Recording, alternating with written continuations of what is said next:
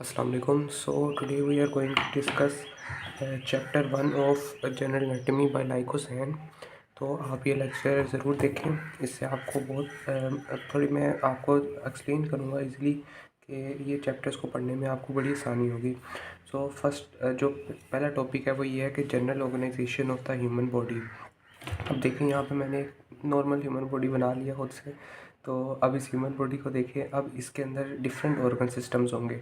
अब ये बॉडी है, अब इसके अंदर से हमने एक ऑर्गन सिस्टम निकाल लिया है, कार्डियोवैस्कुलर सिस्टम, ठीक है, हार्ट और ब्लड वेसल्स। अब उसके अंदर से ये पूरा ऑर्गन सिस्टम है। अब इसके अंदर से हमने एक सर्टन ऑर्गन निकाल लिया, जैसे ब्लड वेसल्स। तो ब्लड वेसल्स के अंदर अब ऑर्गन के अंदर डिफरेंट टाइप्स ऑफ टिश्यूज़ होंगे। 4 बेसिक टिश्यूज़ होते हैं वैसे बॉडी के, कनेक्टिव टिश्यू, एपिथेलियल टिश्यू, इसके अलावा मस्कुलर टिश्यू और नर्वस टिश्यू, न्यूरॉन्स। तो अब इसमें 2 टाइप के मेन कनेक्टिव टिश्यू आ गए, एंडोथेलियम आ गई और कनेक्टिव टिश्यू आ गई। एंडोथेलियम फर्दर सेल से बनी है, जिसमें आ गया एपिथेलियल सेल्स। जबकि कनेक्टिव टिश्यू एक टिश्यू है जिसके अंदर फर्दर डिफरेंट टाइप के सेल्स हैं, जैसे इसके अंदर मास सेल्स आ गए, फाइब्रोब्लास्ट आ गए, इसके अंदर आ जाएंगे मैक्रोफेजेस, इस तरह सर्टन सेल्स आ गए इसके अंदर। तो ये एक जनरल फ्रेमवर्क है ह्यूमन बॉडी का। जब भी आप बॉडी को पढ़ेंगे तो आप इसी तरह पढ़ेंगे, और ये एक सर्टन तरीका है पढ़ने का कि जैसे ये हार्ट हमारे पास है, ये उसकी ग्रोस एनाटमी होगी। और जब हम इस साइड पे आएंगे टिश्यू की और सेल्स की साइड पे, तो ये हमारे पास होगी हिस्टोलॉजी।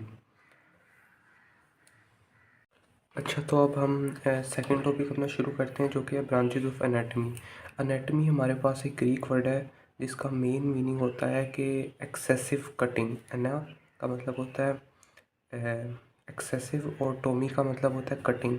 मतलब ये एक ऐसी साइंस है जो कैसे वजूद में आई, कैसे इसका इसका सोर्स क्या है, कि डायसेक्शन के थ्रू बॉडीज़ हैं उनको डायसेक्ट करके उसके अंदर से फिर हमने ये चीज़ रिट्रीव की कि ये हमारे पास जो है ना, मेन हमारे पास बॉडी के अंदर ऑर्गन्स हैं, ये बॉडी के अंदर मेन टिश्यूज़ हैं, ये बॉडी के अंदर मेन सेल्स हैं।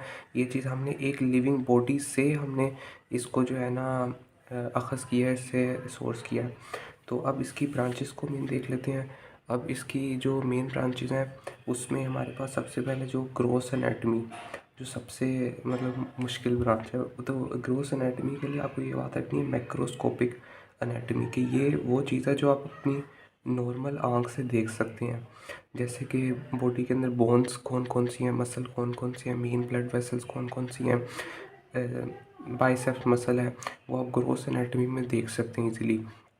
आँखें हैं, आँखों के अंदर डिफरेंट स्ट्रक्चर्स होंगे, कान है, ईयर्स हैं, उनके अंदर डिफरेंट स्ट्रक्चर्स होंगे। तो वो चीज़ें आप अपनी स्किन के ऊपर हेयर्स हैं, ये चीज़ आप देख सकते हैं ग्रोसली। तो इसलिए इसको कहेंगे ग्रोस एनाटमी। जो सेकंड ब्रांच है हमारे पास वो है हिस्टोलॉजी। हिस्टोलॉजी होती है actually study of tissues under the microscope, it is known as histology.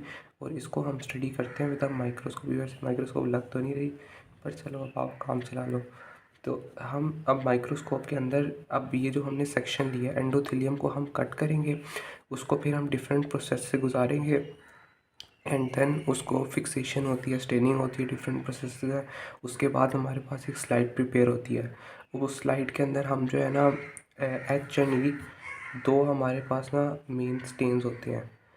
इससे हमें पता चलता है, एक आइडेंटिफिकेशन होती है जनरल, कि एच से कि कौन सा स्टेन कौन सी चीज़ें लेती हैं, कौन से ऑर्गेनल्स लेती हैं, और ई से हमें जनरल आइडिया होता है कि कौन से पार्ट सेल के ये वाला स्टेन लेंगे।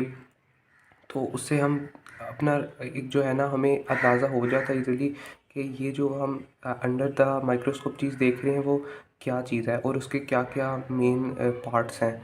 इसी के थ्रू ये हम सेल्स को आइडेंटिफाई कर पाते हैं कि एक अगर कनेक्टिव टिश्यू है तो ये कौन कौन से सेल से बना है, मास्ट सेल से, फाइब्रोब्लास्ट से।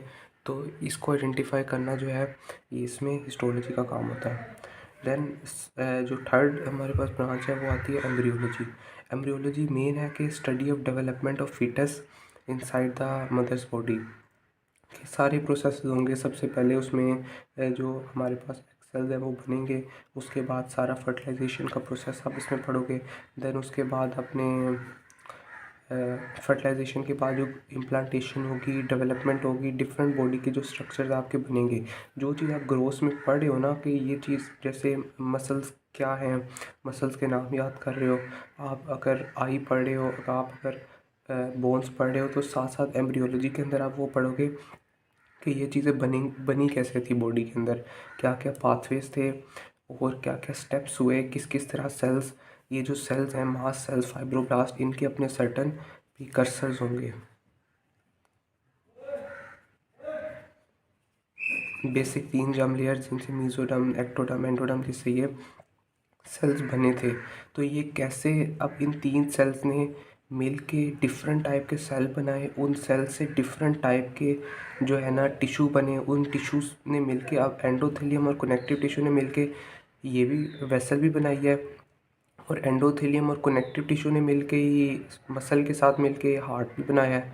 तो अब वो क्या फैक्टर्स थे जिनकी वजह से हार्ट अलग बन गया, वेसल अलग बन गई, और फिर वो बॉडी के अंदर एक सर्टन जगह पे प्लेस्ड हैं।